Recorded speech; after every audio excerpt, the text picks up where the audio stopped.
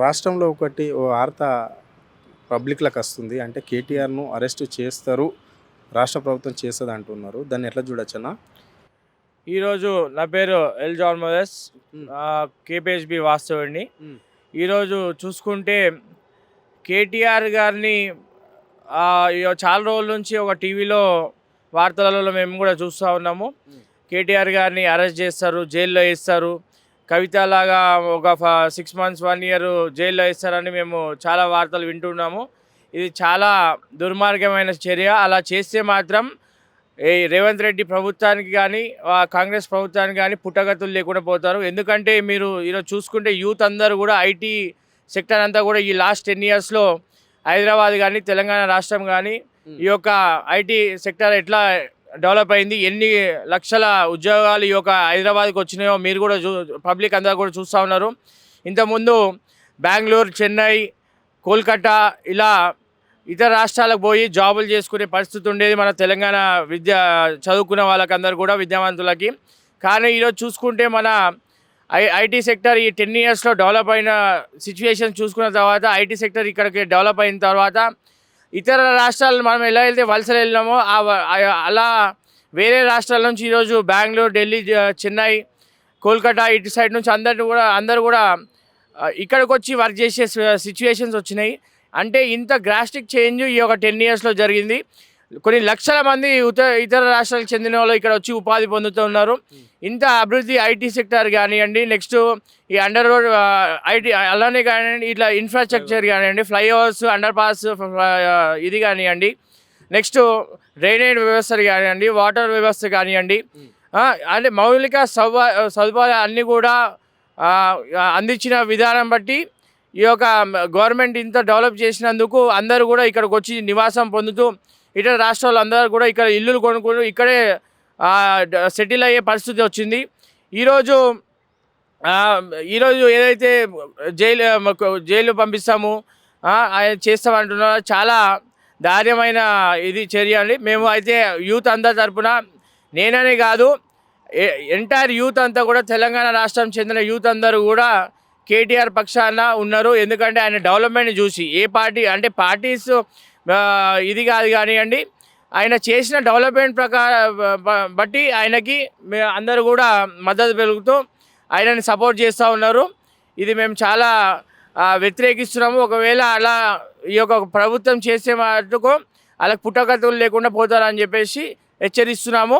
అలానే ఈరోజు చూసుకుంటే చాలా ఇది కేటీఆర్ అరెస్ట్ అనే కాకుండా కేటీఆర్ అధికారంలో ఉన్నప్పుడు ఇన్ని మీరు చెప్పినట్లు ఐటీ యాబ్ తెచ్చాడు, రోడ్లను ఫ్లైఓవర్లు నిర్మించిండు, అంటే అనేక విధాలుగా ఆయన మున్సిపల్ మంత్రిగా ఉండి ఇక్కడ మీరు చెప్పినట్లు డ్రైనేజ్లు అన్నీ కూడా బాగు చేశారు. ఓకే, బాగుంది. ఇప్పుడు అధికారం కేటీఆర్ దగ్గర లేదు, అంటే కాంగ్రెస్ అధికారంలోకి వచ్చింది. కాంగ్రెస్ అధికారంలోకి వచ్చిన నుండి ఇప్పుడు కేటీఆర్ ఏం చేస్తున్నాడు? ప్రభుత్వాన్ని ఏలెత్తి చూపినందుకైనా, ప్రభుత్వం తప్పు చేస్తున్నందుకైనా అరెస్ట్ చేయడమా, లేకుంటే కేటీఆర్ మీద కక్షపూరితంగా ఇది రేవంత్ రెడ్డి తీసుకుంటున్న నిర్ణయం? ఇదైతే మేము అందరం కూడా కక్షపూరితంగానే ఈ యొక్క నిర్ణయాలు తీసుకొని పర్సనల్గా టార్గెట్ చేసి అరెస్టులు చేసి దారుణంగా బ్లేమ్ చేసే సిచ్యువేషన్ చూస్తున్నాము. ఎందుకంటే ఈరోజు చూసుకుంటే ఈ గవర్నమెంట్ వచ్చిన తర్వాత లగచర్ల సిచ్యువేషన్ కానివ్వండి, గురుకులాలలో ఎంతోమంది విద్యార్థులలో సూసైడ్లు కానివ్వండి, లేకపోతే ఫుడ్ పాయిజన్ కానివ్వండి, లేకపోతే ఒక హైడ్రా కానివ్వండి, లేకపోతే మూసీ నది ప్రక్షాళన అనుకుంటూ కొన్ని వేల మంది నిరుపేదల పొట్టగొడుతూ వాళ్ళ ఇల్లులన్నీ కూడా గుంజుకొని వాళ్ళ డెమాలిషన్ చేస్తూ, అలానే హైడ్రా పేరుతో